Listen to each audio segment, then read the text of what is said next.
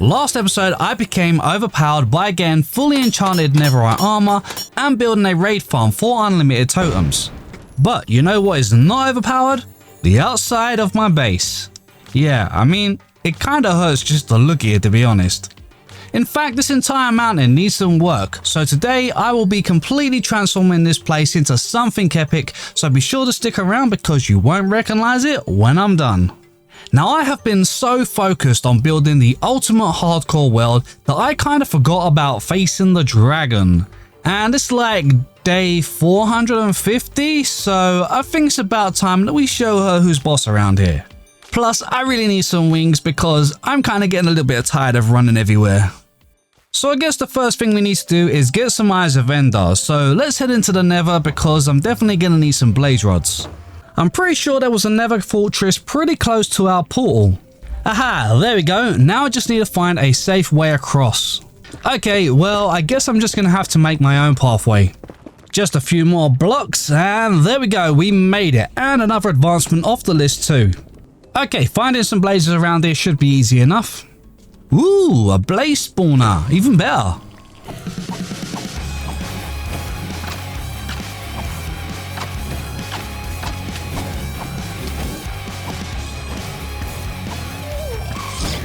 Okay, I think that should be plenty. Plus, any extras will come in handy for brewing potions, so let's head back home.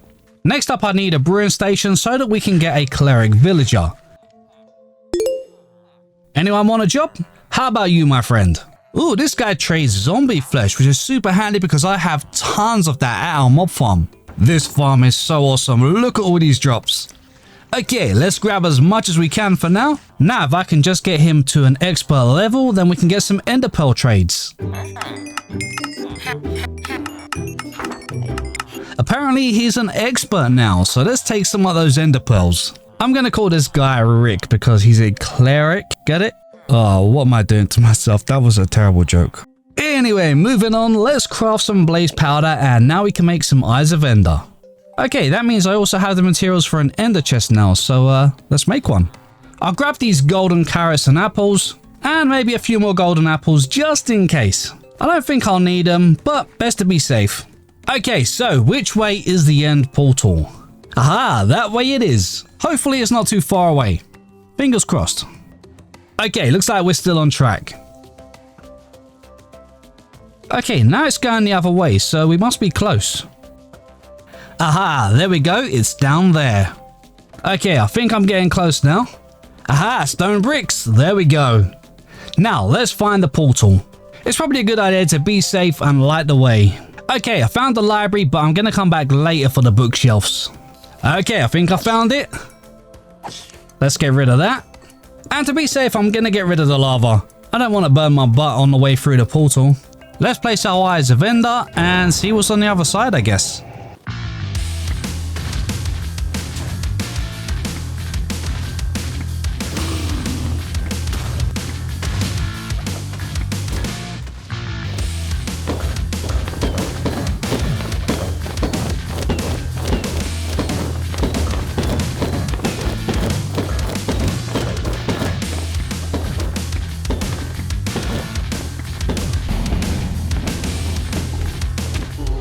Yes, and she's down.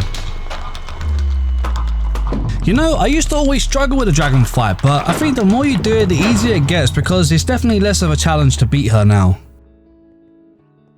Anyway, let's grab the dragon egg, and for now we're going to quickly head back home so that I can clear my inventory. Oh man, looks like I forgot to set my spawn point. Well, looks like I have a 3,000 block journey on foot. Fun times, eh? Well, at least I memorized my base coordinates, so it could be worse. After a long old journey, we're finally back home and I've cleared my inventory, so I guess it's time for some end raiding. For my own safety, I made a stairway up to the portal, as we can't be too careful. Okay, well, let's do this. Whoa, my gosh. Now, this is definitely an odd spawn point. I best be careful getting down here. Okay, let's find an end city. Well, that was pretty easy. This is our first end city, but it doesn't look like it has an end ship. But I'm pretty sure it does have some shulkers, so let's grab some blocks and slowly pillar over the void. Man, my stomach sinks every time I do this. Now it's time to loot the sea. Not bad, but I really need an end ship so that I can get the elytra. Ah, this one will do, and it's definitely got a ship.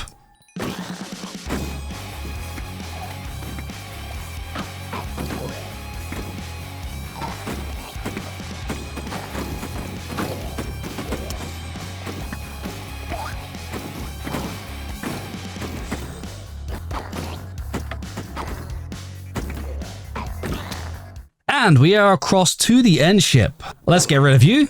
And I'll take the brewing stand, thank you.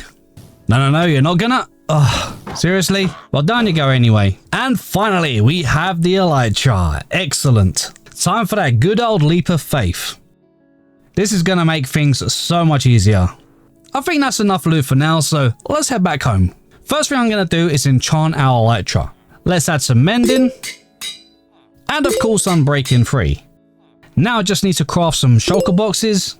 Now before I start building, it would be helpful if we had a respiration 3. So I do have some villagers without jobs, so let's get some more trades. Ooh, protection 4, don't mind if I do. Yes, respiration 3, perfect. Ooh, feather falling 4, that's going to be perfect for while I'm building.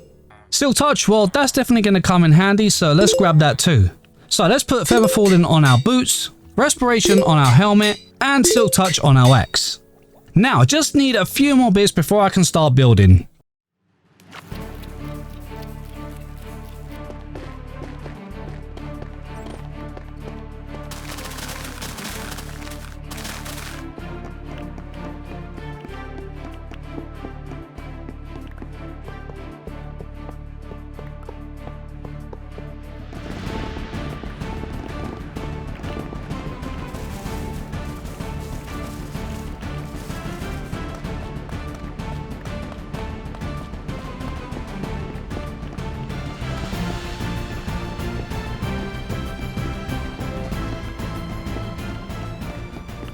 Oh boy, that took me way longer than I expected, but I think I have everything I need now to finally make a start on transforming this mountain, so let's get to work.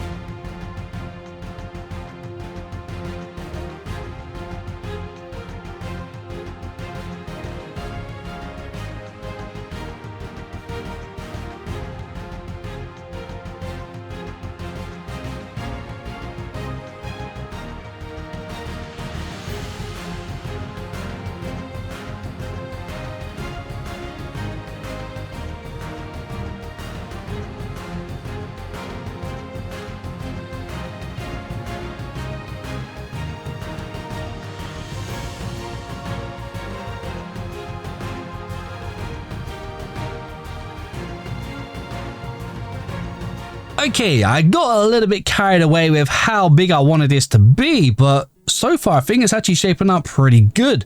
I mean, it's really transformed the entire look of this place already, and we haven't even started with the mountain. I think I'm going to extend this cliff around this edge here so that we can add another building.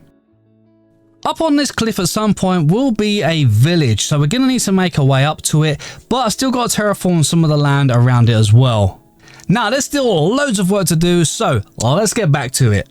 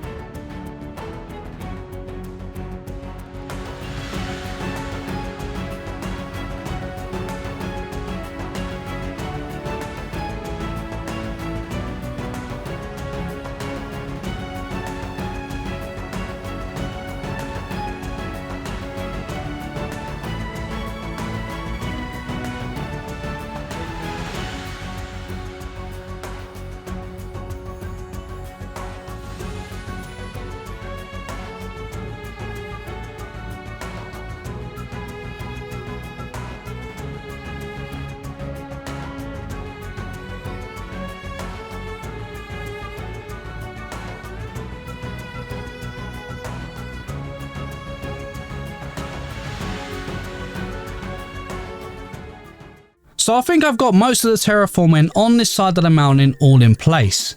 I've extended that cliff across the edge there so that we've got room for another building. And we now have a walkway leading up here, which will later on be a village of some sort. Now there's still tons of work to do on this side of the mountain. At some point I will be building a huge castle somewhere around here. But to do that, I'm going to need to dig away several layers off the top of this mountain, which is going to take me an insane amount of time. So to speed this up, I think it's about time that we get that beacon. So that is going to mean taking on the Wither. So that means we're going to have to head back to the Nether because we need 3 Wither skulls. This should be fun.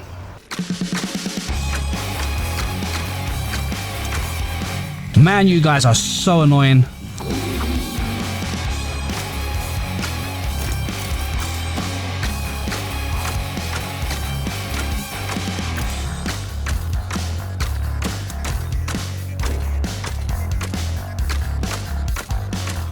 Now we finally have 3 wither heads, so you know what happens next, right?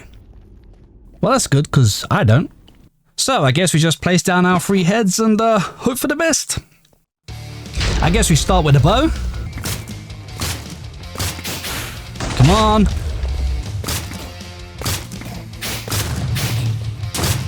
Okay, he's down to half health. Let's start with our sword.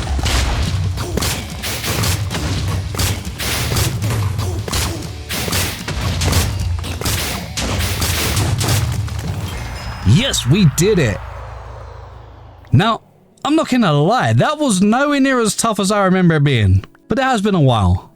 Anyway, we have our nether star, so now all we need to do is craft a beacon. Haha, there we go. Okay, let's place our full power beacon up here. So let's just add our iron blocks. And we will add haste 2. Okay, I started digging off the top of the mountain and I kind of realized that there is way more to dig away up there than I thought. So I think I'm going to save that for a bit later. But our beacon will definitely come in handy as we still have loads of terraforming to do down here. So I guess it's time we get back to transforming this mountain.